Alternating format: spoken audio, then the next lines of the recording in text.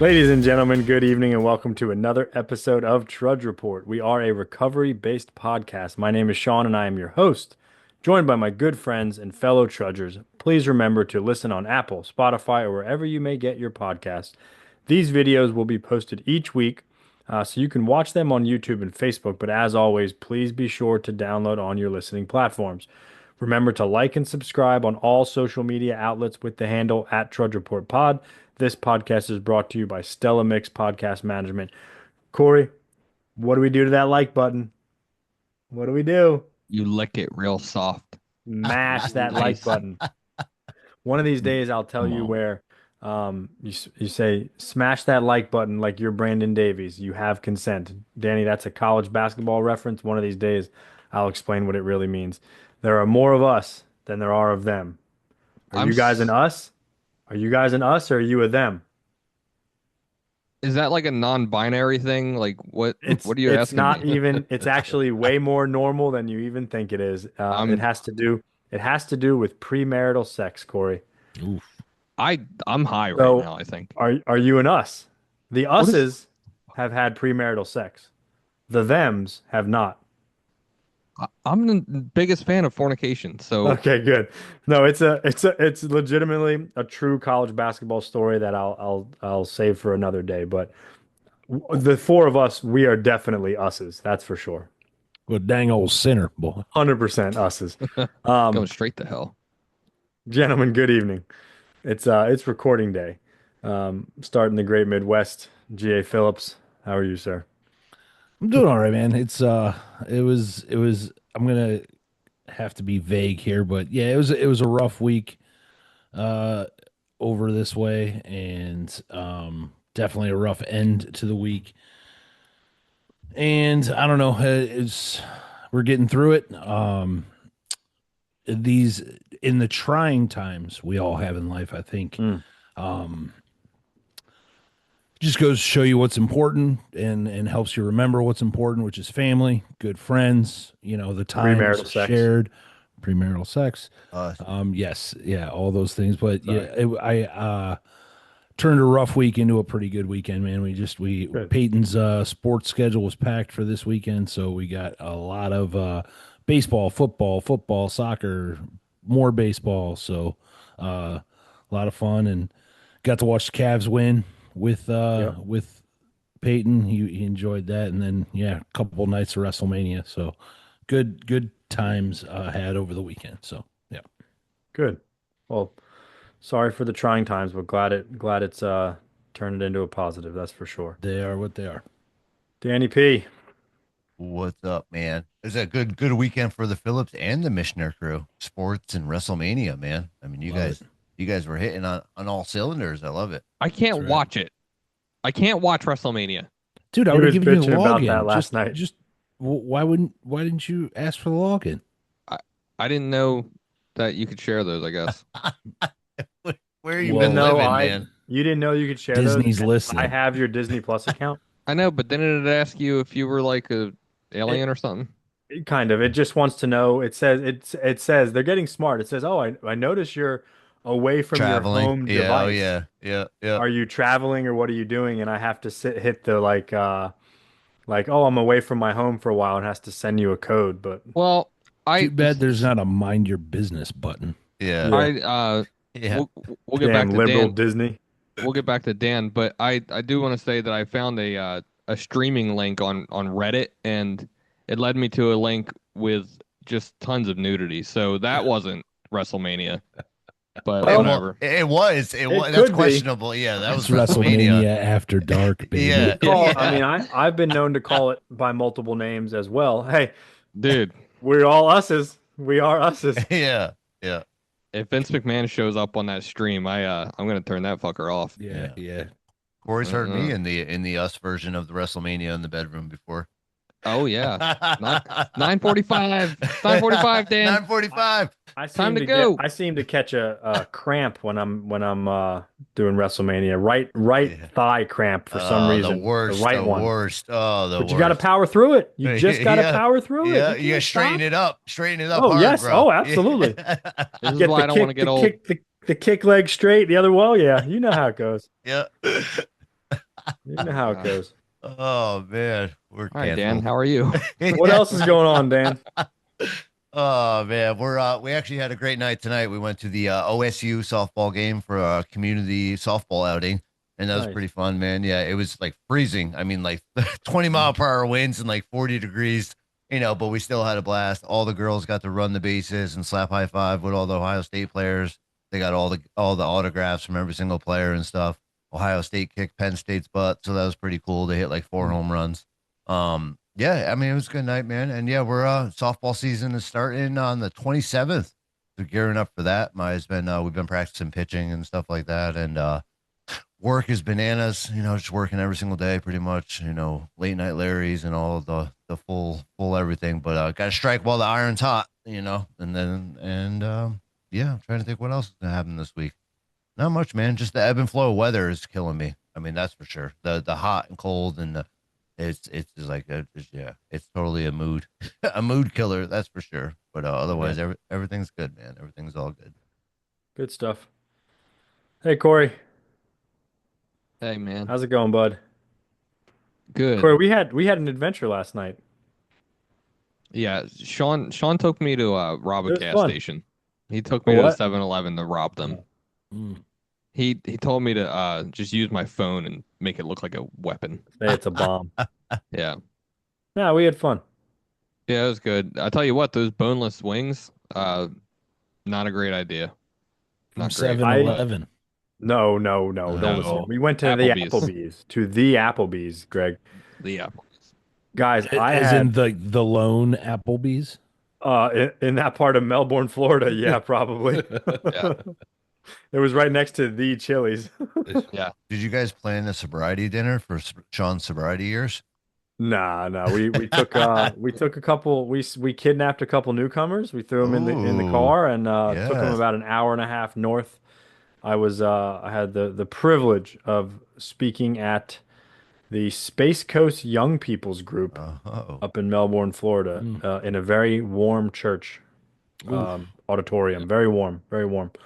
But Yeah. it was fun. We took two new guys that Corey and I are mentoring. They're both in the old artesian transitional housing together. Yeah. Shout out. We kidnapped them I, and threw them in the I told car. I told my guy you should probably leave. Nobody gets sober here. So Yeah. Well, gotta be the only place still around. I mean, they gotta give Corey's guy, daps. Corey's guy is funny, dude. Corey's guy is shot out of a cannon. It's really funny. nice. Nice. Young buck too. Young buck. genuine though. Genuine. Yeah, no, for That's sure. that's No, good. definitely willing, both of them. Yes. Hmm. Yes. What else is But, going on, Corey? How are you? good, dude. I'm so not. I don't know if you guys know this about me. I am not built for manual labor at all. And Oh, you had to power wash the old mom's house today, huh? yeah, power wash the effing house. And God, I hate it. I hate power washing. But It's you just had a power washer, right? No, he's doing it by hand. It's just hose. Yeah, he's putting his finger on the hose to get extra pressure. That's there not you that. go. That's not that bad.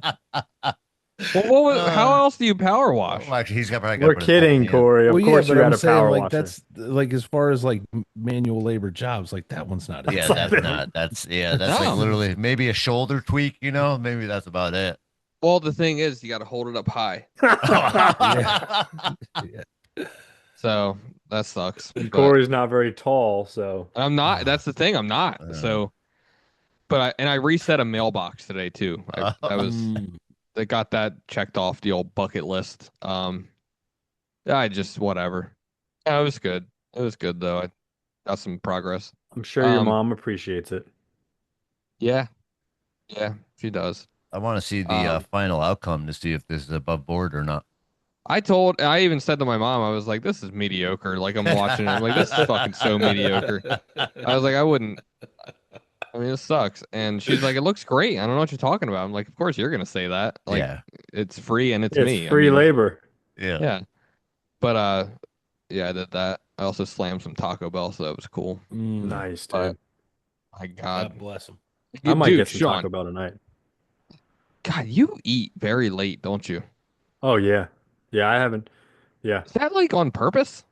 It's just kind of the way life has transpired, my friend.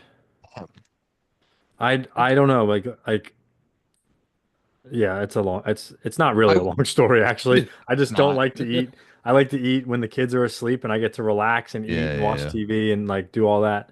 Um, like I sat down and had a bite to eat with them while they were eating dinner tonight, but I like to I was I gonna don't know. ask you that, but I didn't want to be like an asshole, being like, "What do No, you no. not eat with your family?" Like, No, no. no, we do. But not every Okay. night just because we're busy. But no, like we were Okay. all home tonight. We did. The baby ate.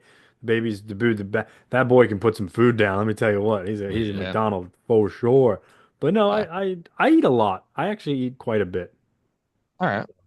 That's fine. You know what I did, Sean? You know what I've been doing for at least the last, I don't know, 3 months, anytime I get Taco Bell, which has Daily been, prayer and meditation. Nice, Corey. Good. I'm proud of you. I've been getting Taco Bell too much. But Clogging clogging the toilet. that my toilet's clog easy. I don't want to talk about it. Um, Mm. no, dude, the creamy jalapeno sauce on the side, Oh, you got to love get it. it on the side. Got It's to. so, it's It's fire. good on everything. Yes. It's It's very great. good. Yep. And I Um, got I got the in with my Taco Bell over here. They only charge me 65 cents when it's supposed to be like 85. what Ooh. the hell? Telling you what?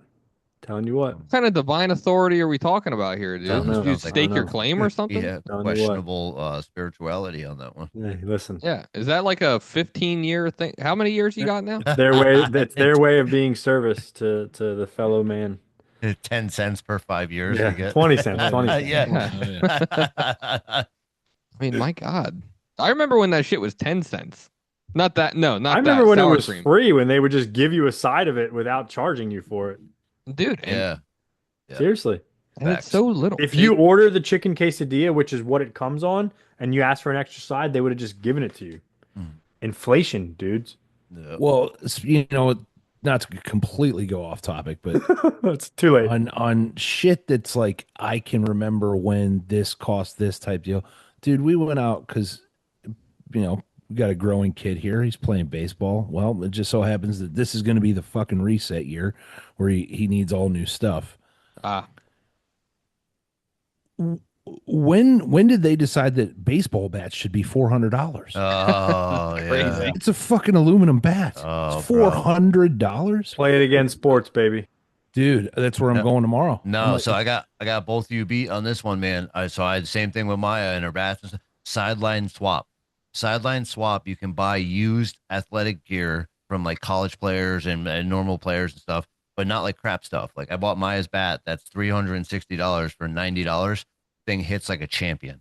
It's all used gear and it's awesome because I'm not spending until my like kid's like 13. I'm not spending it. here's the thing: is like so we went to a specialized They're baseball just not store, that and good then yet. yeah, They're but that's just what I'm saying. We went to like a specialized just baseball, softball stuff only, yeah, and yeah. then we went to Dick's, and both of the places, it's just like, dude, this is the Dick's is a child ripoff. section. This is a Yeah. 30. This is a size 30 bat. It's for a child. How can you Insane. justify spending $300, $400? They're a kid. It was just I'll wild. never forget. Gloves were $300. Like, It's I'll nuts, never dude. forget growing Yep. up. My mom was dating a guy at one point, and he bought me. Remember? Do you guys remember the Connection bats? Connection. yeah. They were like back in when I was like 13. They were like the huge name brand. Like everybody wanted them, and he bought me one of those, and I was like, "Oh, mom, you got to marry this guy. He's like the greatest guy in the world." Totally scored points. Totally scored some points. But guys, I got breaking news. Send it. Your boy shot even par today. Oh, that's awesome, bro. Good First job, round man. ever. Even What, Good par. job. Corey, what's that mean? that's a big fucking deal. That's like bowling. Yeah. That's maybe not quite bowling a 300 because that's like perfect, but it's like bowling like a fucking 290. Yeah. It's basically professional golfer level. Yeah. I mean, I people that are I normal was golfers would never even come right. close to that, Corey. I was on it. Even par. Do you have an endorsement yet? No. No. You should We're seek getting one. we're getting the word out though. It was a cool thing. It was one of those things like I knew it was coming. I knew I obviously I know how I'm playing Yeah, throughout the yeah. round, but like I didn't say a word to anybody. I just kept it to myself and everybody It's like knew a no hitter. that's exactly right. And Yeah. finally on the 17th tee box, I was with my dad. Actually, we had two groups. We had a bunch of people from our recovery group, Corey, and my dad and a few other people. We had two groups and we were in the lead group. And I said to my dad on the set, I said, "Dad, I can't be afraid of this. I need to speak it into existence. I'm not going to try to hide it. but I was like, I'm even par right now through 16 holes, and I proceeded to par 17 and 18, and I had to make two like knee knocker 5 foot par putts on both holes too. Because my first putt I left short, next one I left long. Like my nerves were going. It was a huge deal, and I knocked it in. It was cool. All It right, was a fun thing. listen, I don't know if we should spend a whole lot of time on this, but break this down to me quickly. Does that just mean that means so every hole has a par, right? Is Correct. that Yeah, right? And that's how regulation. many, Yeah, that regulation should be means able to get it in. how many, yeah. Okay, yeah. So that means that you did like the It's the same I way don't it works fucking in know. putt, brother. It's like, so if it's a par four, you got to sink it in four Four or shots or less. less.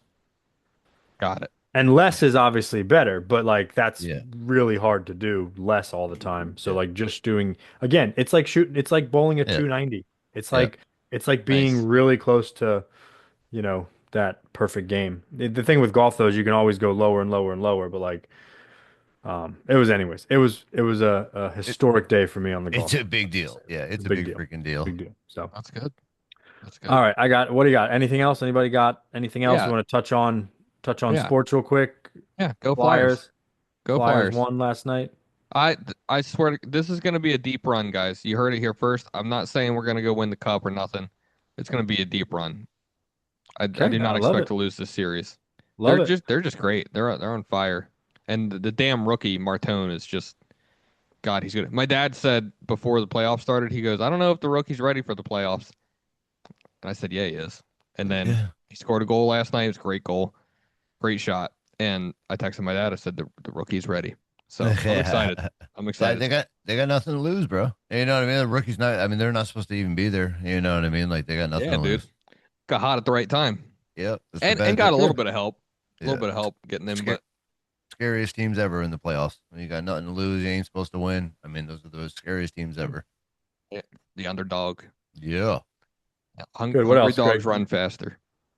You want to touch on the Cavs real quick? I mean, I guess there's not really much to touch on. They Just go won game Cavs, one. baby. They Yeah. won. They beat the brakes off the Raptors. Yeah. And I'll tell you what, spoiler alert for anybody who hasn't watched, but Magic just upset the Pistons. I know it's game one, but hey, whoever comes out of that round, I'm not even worried about it. Dude, is this stat true that the Pistons have not won a home playoff game since 2008? Would Yeah. probably check out. That's insane. Yeah.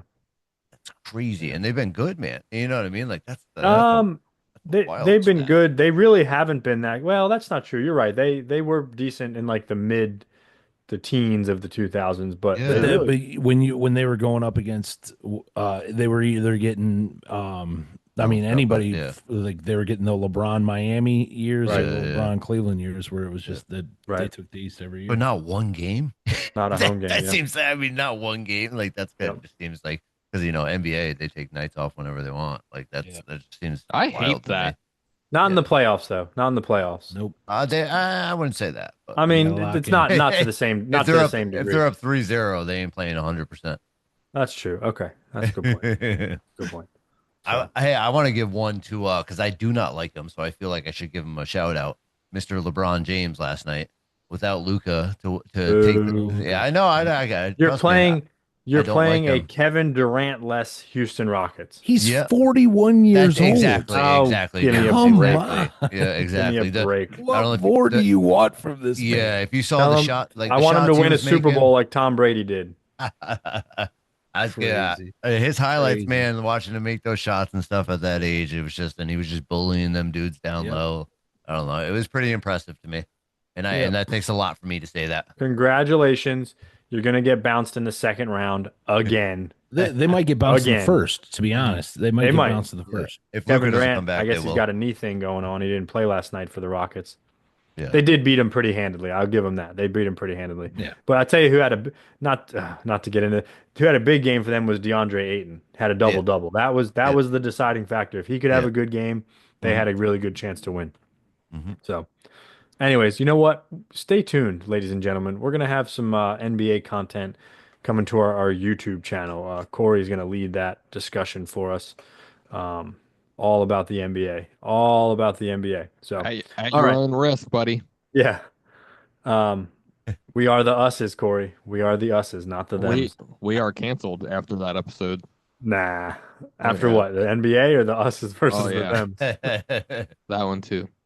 All right. Tonight, we are going to delve down a bit of a topic that we've only touched on like here and there. The place that religion may or may not have in the rooms of recovery, or even more importantly, how religion has possibly shaped us either growing up when we were getting sober or in current day times. We want to talk about that. I do think that we can have an intelligent conversation on this. I think it applies in a lot of ways. It may not be for everybody, but I think once this discussion plays out, our listeners will really kind of understand like the goal behind this conversation. So I want to start real quick. I mean, Greg, you are our cult leader, so if I'm going to start with you Hell yeah. naturally. don't The big, don't trigger me. the big ginger. No, um, I want to start real quick. Go around the horn real quick and just answer a simple question. Were each of us raised in any kind of religion? Greg, were you raised in any kind of religion? Yes, I mean it wasn't strict by any means. It started off like an Irish Catholic kind of thing. That was probably the more strict of it, and then Mhm. yeah, just more so in Christian church throughout my early childhood. Yeah. Yeah. Dan, what about you? Yep. Catholic, CCD, communion, confirmation, the whole The nine whole yards. 9 yards. Church every Sunday, all Yeah. that jazz. Yeah, same here. I was Roman Catholic, same thing, all of it, confirmation, baptism, first Eucharist. I can still remember it in my head. I can remember counting the ceiling tiles in church on Sundays. I just couldn't wait to get back to the neighborhood to play with my friends. Corey, what about you? A lot of Catholics on this podcast, huh? I didn't know that. Uh, Um, kind of, but no. I my when I was a kid, my mother was studying with Jehovah's Witnesses there for a little bit. Like they would Is come that to a the true house. is that a true story? You said that the other day. I didn't know if you were Yeah. BSing or not. Yeah? Oh yeah. They would come to the house. They were very nice, and I still remember the one's name. And they would just do a Bible study with my Give, mom and give him a shout like out, man. I well the one I haven't seen them in 25 years, but Kidding. um the one's name was Sarah. I know that, but yeah, but they would come to the house and do Bible studies or whatever, and I'd hang out. And so, like, no, not very organized by any means, but I had a, But but it was but I there. it was there, and I had an idea of the afterlife and stuff like that from a young age. Okay. All right. Good. Okay. Um, Corey, is religion or belonging to a church necessary for sobriety? No, Okay. no. Can you can elaborate now. This is the conversation piece of it. Why not? Oh, I'm supposed to keep talking. Okay, gotcha. Um, yeah, no, of course not. At least the way that we all stepped into recovery. I do think though that I do believe that an alcoholic or a drug addict could stumble into church and develop a relationship with God and solve the drink problem. It depending on the action that they put in. You know what I mean? I don't think that you're just gonna get sober by going to church every Sunday and leaving it at that. I don't think you're gonna be happy like that. I don't think anybody is. But I think if just like we do, if that person has applied what they are taught in their religion, I think there's a pretty significant shot at a drug addict getting sober that way. I do. Uh, that didn't happen for me. I didn't try that route or anything, and what I needed is what happened, and I stepped into a recovery community that was about spirituality rather than religion. And I was kind of not like violently against organized religion, but like I was not going to be one of those that went to church to solve the drink problem. Um, it's just not where I was at. I've said plenty of times on the pod, like I've made use of what religion has to offer Mhm. so far. Um, and that is kind of just going to church, and every now and again I dabble with the idea of getting involved in some capacity. They were calling for musicians a few months ago, and I thought about it, and maybe one day. But no, I think for a drug addict like me, spirituality and a connection with a power greater than myself is all that's kind of necessary. Okay. Dan, I kick that to you. Do you feel that belonging to a church or religion is necessary for a person to get sober? I do not, but I do think, I mean, because I think, yeah, Corey, we did it too, right? It's like about putting yourself in positive situations Hmm. that in totality of getting a good job that can put you in a successful part, going to church with your fellow people that are also in sobriety, and putting yourself in these situations to succeed. You know what I mean? For me, I know it 100% helped. Was it necessary? I do not think it was necessary, but 100% helped because I went with my mentor. I went with the people that were around me in the rooms. Just like when I went to parties, I went with them. And it's like, it's like the age old saying, the saying, right? You are who is around you, Right. and keeping that around you. And like I said, I don't think it's necessary, but it can spark something, within, like, with God and all that stuff. If you have underlying, Catholic and all this stuff, how you were raised and all that jazz. But I think it's just more about positive situations. I mean, we went to church and we all hung out and we listened to this, and then we all got breakfast afterwards. And those situations and those environments started making me feel comfortable in my own skin, and it kind of tied it together of the God and the faith and the belief, going to church and doing all that stuff. But like I said, I think if I just hung out with those people and I kept doing the same thing, it still would have, manifested the same way. It was just part of what my journey was. So like for example, you said you went to meetings, you went to church, you went to parties, you went to other it was almost more of like a community based thing. Like it was Yeah. you were with good solid people trying to live a good life. You take the church part out of it even and add, going to freaking salsa dancing classes or something. It was Yeah. that community part. Yeah, He that did makes sense. those too. He did Yeah, those. 100%. Yeah, naked Um, us, Yeah. us yeah. stuff. We are the usses. Yeah. We are the usses. Greg, I changed that question just a little bit to you. Is religion or belonging to a church not only for sobriety, but necessary for spiritual growth? No, Can you grow spiritually? Is the only way you can grow spiritually by belonging to a religious denomination? no, definitely not. There's plenty of people out there that are highly spiritually enlightened, and don't darken the doors of a church, don't belong to a religion, that kind of stuff. From my viewpoint, I think that not only spiritual growth, but both that and sobriety. I think we can all agree that there's varying degrees of that, right? Like in sobriety, you got guys that are white knuckling their way through it. You got people that are, maybe kind of not really on the beam, but still not, partaking. You've got the old adage of the boy whistling in the dark and all that.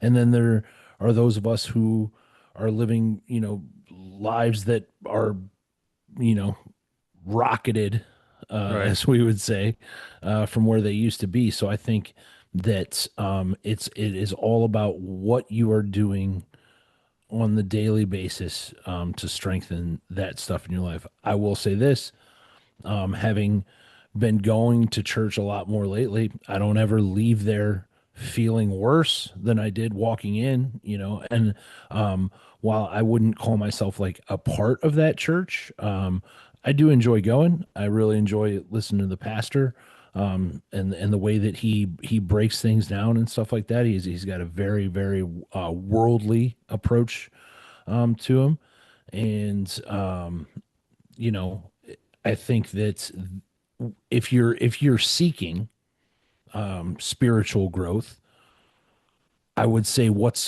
the harm in it?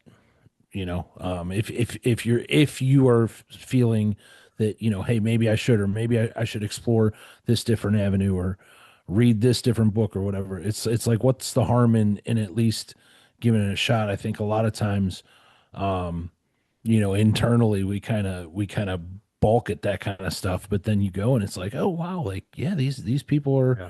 they're really living a happy life and a happy existence. Yeah. I uh so that was gonna my next quick question was gonna be, do any of us actually belong to any churches? And I think Corey and Greg, you guys fairly regularly have been attending church recently, right? Or at least for whatever time, right? Mhm. Dan, what about you? Do you attend? Yeah, I don't. No, I don't. nigga. I don't either. I don't either. I think so. And I know. And I'm gonna shout Dan out because he was the lone dissenter on this topic, but for good reason. And I and Oh, I, you're I gonna trigger me. Don't do it. yeah, Here no, we I but go. I appreciated the other side of the argument, and I had been trying to get this topic for a few weeks because I do think that there is a large contingent, not all, but a large contingent of people that come into the rooms of recovery that think, oh, I have to go back to church or I have to be religious or part of a church in order to stay sober. And we all just said it, like I don't believe that's true. And I had that experience when I was in the halfway house just a couple months sober. I had this thought like, oh, well, I'm supposed to be changing everything else about my life. I probably should go back to church. It was something that I felt that I should be doing, and I started going to a Catholic church near my halfway house. And I think I went for like 3 or 4 weeks, and it was like miserable. And it wasn't the church. The church was wonderful, I'm sure. It was a beautiful structure. I couldn't pay attention. Now, chalk that up to me being a month or two sober. That could have been part of it for sure. But I remember distinctly feeling like I felt obligated to be there, and I didn't think God wanted me to feel obligated. Now, maybe that's a cop out to some people, like you go and you just go, but I've never felt obligated to be at a recovery group, for the most part. I mean, don't get me wrong, there have been some times getting off when I used to work late and it's like, oh, I'm tired, but for really and truly, I enjoy going to my recovery groups. I enjoy going to my home group. I enjoyed very much last night what we did, Corey, taking those two new guys Yeah. and traveling a little bit and going. It's a new experience. It was like a sobriety adventure. So I had that feeling of obligation. I don't think that's the way, God wants me to be. And I would assume for Corey and Greg, like you guys don't feel obligated to be there because it is now something at this stage in your life you want to be like you want to be going. You enjoy going. Like Greg, you said, you never feel worse when you leave there, right? No. And I will say this, some of it is like Peyton has showed some interest in Hmm. going, and I feel very much in that regard the same way that my mom was with me, where it was like, we're not going to force you to go to church. If you don't want to go to church, you don't Shit, have to they go to forced me church. back in the day. But the thing is like it was I know. very much like she was like, you decide for yourself if this is something that you want in your life. Yeah. And she never forced the issue with me. And so, but he's been expressing some interest. But one thing I'll say, and I was talking to Lauren about this the other night, was that like, and I don't know if Corey, if you can go along with me on this one, and maybe it makes me a bad Christian. I don't know, or whatever you want to say. Well, But That's I could have part of told the you that. dogma though that I want to that's the part of what I wanted to talk about like poo-poo that stuff, man, you know? right, well, because like I will tell you this, I feel the presence of God far more when I am in the rooms of recovery with a whole bunch of broken people Yeah. than I do when I'm in a church. And it's just I don't know what it is. It's not like I sit in church and I look down on these people for their beliefs, or when they're waving their hands and singing the songs and everything like that. I'd be lying if I said that sometimes I don't chuckle at this and chuckle at that, but I do that in the rooms of recovery too. Yeah. But I feel God with me when I'm with those sick and suffering people far more Yeah. than I do when I'm in church. And So, it doesn't mean that I hate going and I refuse to go. I'll still go, but it's not the same for me. Yeah. I agree, and I said, well, a few years ago when we were attending church pretty often, um, I ended up coming to that conclusion for myself. I literally said to myself, I'd rather be in like a recovery group at 9 a.m. on a Sunday morning, even though I don't do that shit either. Um, but I'd rather be doing that with a bunch of broken drunks that I could help, or that are speaking my language or whatever, than be at church. And that was my attitude back then. Um, and it's changed today, but I still agree with you. Like, there is a special authenticity of being in a room full of drunks, and Yeah. and or drug addicts for somebody like me. But Well, I think and I think that could just be as simple as when we're in a recovery group, we are with people and we all have a shared common peril, right? We all right. are, a shared misery, a shared, hopefully, solution. And in the Hmm. rooms of church, not everyone's like us in terms of that, right? Not everyone Right. in church is suffering from drug addiction or alcoholism and has, the same thing. And I think it really can be, that simple. I will say, Sean, you said something about like being in church and like whatever you said about wanting to get out of there or Obligation. you felt obligated or whatever. This is where my experience has been different, I'm and it's not like poking at any particular Yeah. religion or sect or whatever, but it helps that there's an effing rock band at my church. Like it's very Yeah, entertaining. it's You not know what I the mean? it's not the church me and Sean It grew up Right. with. Yeah. Yeah. no, yeah, far from. And like and it's funny because I don't know much about the Catholic religion other than like I don't know a whole lot. Like I don't know the Hail Marys, I don't know all that. The most I know is the Lord's Prayer, and that's for an entirely different reason. But um I do think the traditions seem pretty cool. Like the ritual of the whole, like when I've been to mass for like a funeral or a wedding or whatever, that all seems kind of cool. I don't want to sit through that every Sunday. That's Yeah. No. that's just my thing. But yeah, so I do like how entertaining and like energetic church I go to is, and that kind of helps personally. So, okay. Yeah. And I agree with that. So, next question, what works in organized religion that could help us with sobriety or not help us in sobriety? So like where I net out on this is, you know, I was very fortunate. I grew up with a very good outlook on Catholicism. My mom is a very devout Catholic. I've talked about it on this podcast before. She's a wonderful, wonderful woman. I never had any issue with Catholicism growing up. Just I simply didn't want to go as a teenage kid who just wanted to go get high. You know what I mean? But I never had a bad idea of God planted in my head. The mean, vengeful, like it was a loving, all powerful, comforting God, all that stuff. So like what does work in organized religion? Because I do think it has a place for a lot of people. And it leads me into the next question of, unfortunately we see so many people get sober in the rooms of recovery and build a good life and have solid foundational sobriety and then they start going to church, whether it's early on in their sobriety or later on. And like a lot of them, they kind of stop doing recovery and they Mhm. focus solely on church. I don't see many of those cases be successful long term. I'm not saying they're not. I'm not saying they don't. Like Corey said in the beginning, like you could potentially get sober that way. But even these people, it's like, oh, I built this life, this recovery program. Everything worked so great. Cool. Let me stop doing it and now just focus on that. So I guess, Dan, the question is like, what's the danger in that?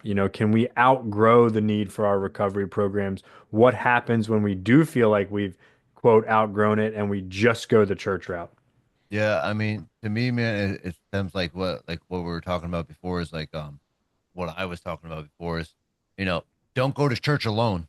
You know what I mean? Don't go to church alone. That I mean, that's one thing that like why I dissented on it too is because like people will try that experience on their own and you may never see him again. You know what I mean? Like that the idea of God may be squashed forever. And that's one thing for me that like hits like super hard and scares me about that is that like why it's so important to me that like it was part of my group of people that I went with. Just you guys just said it to the T. We feel more comfortable in a room full of drunks than a full, in that setting. So bring those people to the same setting, and then you will have a better experience. That's like but I feel also that like depending what you're going to get out of it, if you're able to take the obligation out of your head, you know what I mean, and so like the bad stuff that you've heard about it, or what the things you're going in there with, the set of rules to live by, that's very important in things like lying, like stuff, you know what I mean. I feel like there's Yeah. another set of living arrangements that you can put in your head to Yeah. live a certain way that keeps that what we learn in recovery rooms in the recovery world it kind of keeps that in line and in tow if you can get the noise out of your head that Right. you have going in. Yeah. Greg, what about you? What works in organized religion that could help us with sobriety, and what happens when we quote outgrow the rooms of recovery and people solely focus on the religious thing? Well, I certainly think that obviously the Bible works pretty well in organized religion and could help a lot in sobriety. I mean, like if you go off of the type of recovery that we come from, our literature, a lot of it has at least Yeah, not roots. Yep, stolen, but yeah, roots from it the has Bible, roots. but you can find good stuff in the Bible the same way as you could with the Quran, the teachings of Buddha and Zen Buddhism and all that kind of all that literature has merit, and it all has some great lessons in there. That doesn't mean you need to know it by heart. That doesn't mean you need to pull every little piece from it. But I think that there are some very good teachings in there, and I think that things that I have personally seen in church that I think that we could all as humans do a little bit better in, but certainly in sobriety are, lessons of like, am I my brother's keeper? So are we helping one another without, thought of what it can do for us, things like that, learning how to, face people with love instead of anger or self-seeking kind of things. The one thing I will say about, the church that I go to, they do a ton of volunteer work, ton of Yeah. volunteer stuff. Um, they just actually the parsonage that's right there with the pastor and his wife don't live there. They have their own home. They brought this woman from out of state who was like pregnant and being abused and like was in like a really bad situation, and they just went and they got her out of that situation and moved her here. I'm pretty sure she's not even using the same name right now, but like boom, there. And then like the whole church just brought her all kinds of stuff for her unborn baby and all kinds of stuff like that. So it's like, but that's just one little small example of and I think that as far if we're kind of going to translate that towards our sobriety is like, yeah, because again, and kind of to answer your second question there, can we outgrow our need for recovery programs? Like, yes, we can. I hope I don't, because I've seen what happens when I do, or when I start to get that notion and that feeling. Life turns pretty bad, pretty bad, pretty quick, and I think that with what it is that we do, I think that there's a couple pillars there that tell us like that nothing short of having a trust and belief in your higher power, setting the stuff wrong that you or setting the stuff right that you do wrong immediately, and certainly helping another sick and suffering alcoholic or addict are going to be what leads you to permanent sobriety. And I think that, yeah, once we do pull away from that and start, oh well, I don't really need to do that anymore, I can just kind of go to church, or I can just kind of volunteer at the soup kitchen, or maybe I can just be nice to people and that's all I need to do. And that's what we as addicts and alcoholics do, is we're constantly, we backtrack, and then boom, next thing you know, It's a, we all it's know a where it leads. it's a crazy validation that people use all the time. Oh, but I go to church. You know Right. what I mean? People use that all the time, man. And It's that's like a cop out almost, man. exactly. You know what I mean? That's like it's literally it's like, oh no, yeah, I go to church every Sunday. You know what I mean? It's like it's really just Like we are called, and you guys know I feel strongly about this, and I know that to each their own, and everybody has, but like we are called to help the next sick and suffering alcoholic. And yes, you can find them in church and like be of service to them as well. But like it's like there's a very clear cut uh, just endless pool of alcoholic and drug addictive misery that we come across in our rooms of recovery where we can be of maximum service and benefit to those people. And for me to say I'm not going to do that anymore and I'm only going to do this over here, I think it's like a dereliction of duty. I know that's a strong term and all that stuff, but I really do. I tell guys all the time that I mentor and that I work with, you want to start going to church and go the religious route, that's fine. Make sure that it is supplementary to your recovery work. Make sure that it is in conjunction with the work you're doing in recovery. Because guess what, brother? This is what you did to get sober. This is what saved your life, right? Because like Corey said, yes, you can go, people can go to the rooms of or go to churches and get sober that way. But let's be honest, most of us don't. Mhm. Most of us have tried that. How many times have we heard that? Oh, I did that religious and I church and I went to, these Faith Farm and those kind of places and like it didn't work and I got drunk again. For most of us, the recovery programs we in habitate are the last stop on the block. So like why and and I'm super passionate about that obviously. So I digress a little bit. Corey, what happens when we feel like we outgrow our need for our recovery programs? Um, what happens when we think we've outgrown it? Yeah, like when we same question for the other guys. Like when we think, oh, I'm good. I got this relationship with God now, and usually it comes in the form of like, oh, and I got this good job, and I got like this family and like a girlfriend or whatever the case may be, and then oh, we're gonna Yeah. start going to church, and then like they just slowly start to fade away from recovery. I guess we've seen a few people I've seen a go lot, go the but church route and We just all we kind all of make a face or a sound when say, "Oh, Gerald's going the church route." yeah, yeah. We Hey, I do haven't that. yeah. We seen do that Gerald. for a reason.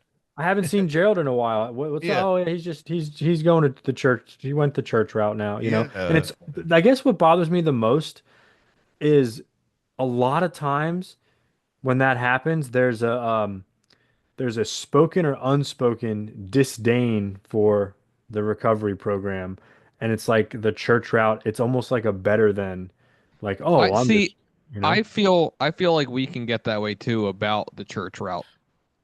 You It know I what I don't goes mean? disagree. both ways. I don't Because disagree. Yeah. I want to be the guy that goes.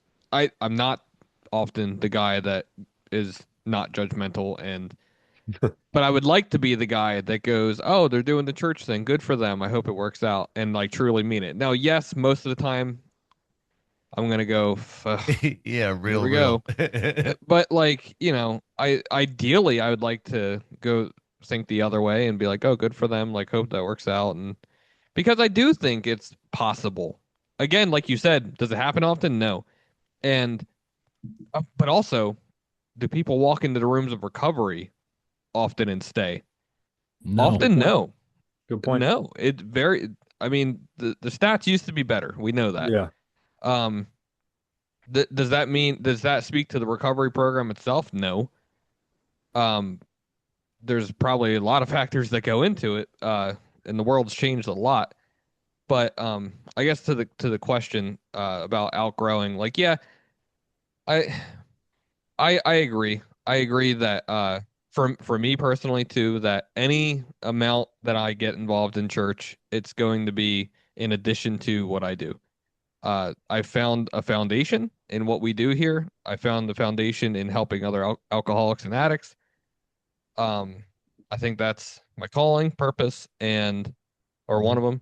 And it's been working. It's been working for 10 years. And every time like I drift away, I do it again and it works again. So it's like Mhm. it's got a proven track record but I do like I enjoy church and I do think that like there's a lot of opportunities um for service in church like outside of alcoholic work and I think that's valuable. But again, I think that we got to be helping other alcoholics. And Corey, I would agree with that. There is a Yep. lot of opportunity for service and volunteer work outside of what we do in recovery. Yep. But the people that we see that go that route, they often do not get involved in that level of service work in their No, church. they go to church once a week.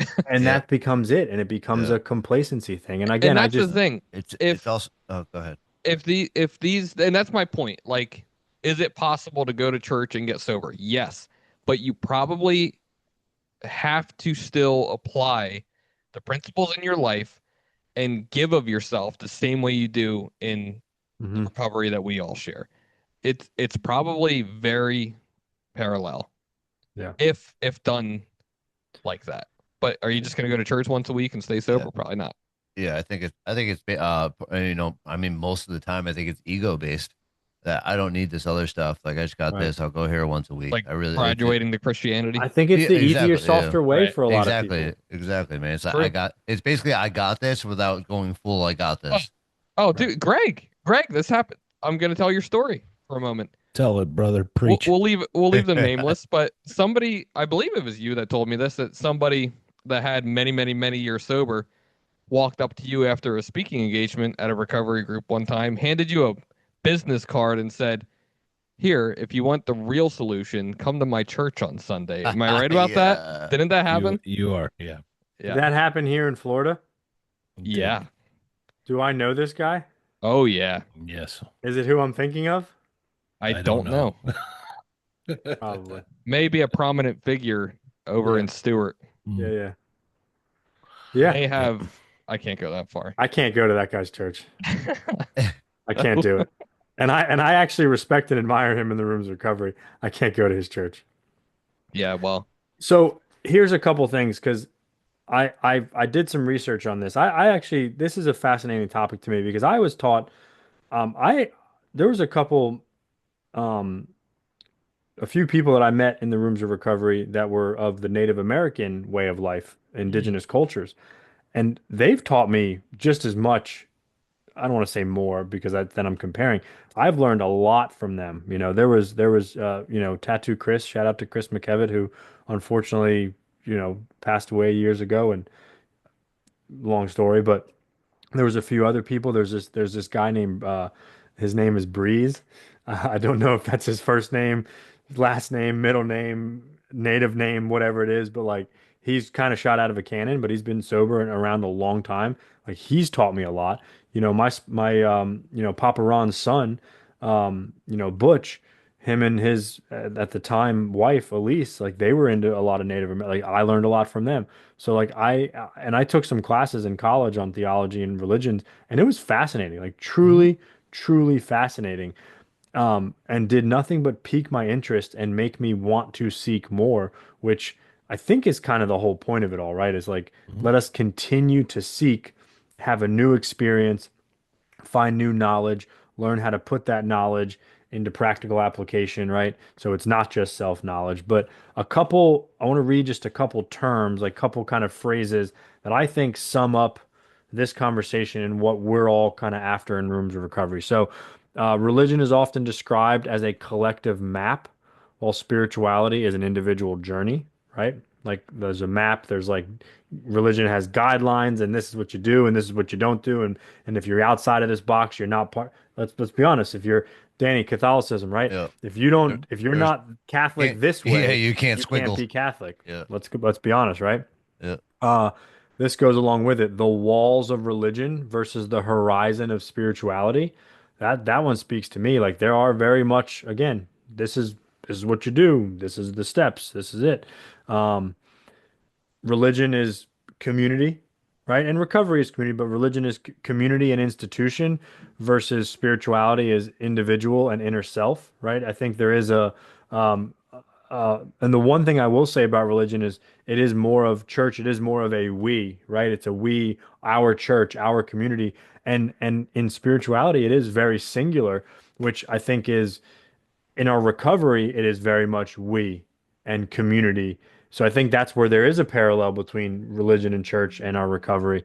Um, Even though there is a component of self and I and all that stuff.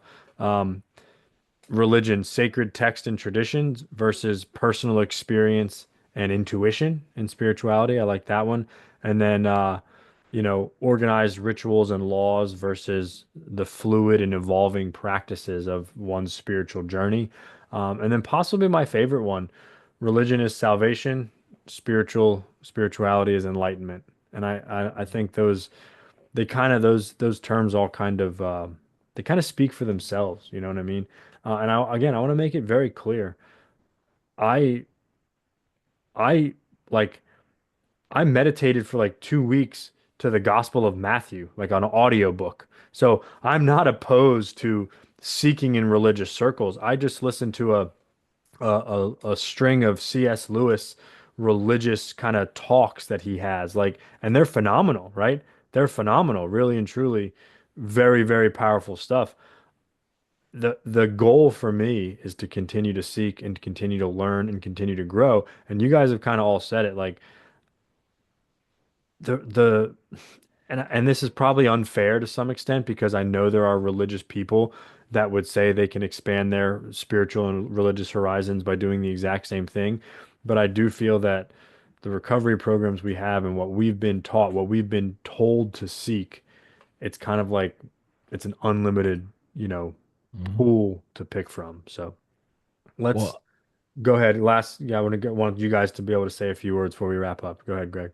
yeah, I just think that to sum it up quickly, I think the issues, I'll keep it on myself. The issues that I've always had with religion, and where what we've done in the rooms of recovery and with spirituality have been vastly different for me is, number one, we're not killing each other over who got sober how, or the different fellowships of recovery. Whereas, we're not fighting holy wars over that Good for point. thousands of years and this and that. But I'd even sign more up.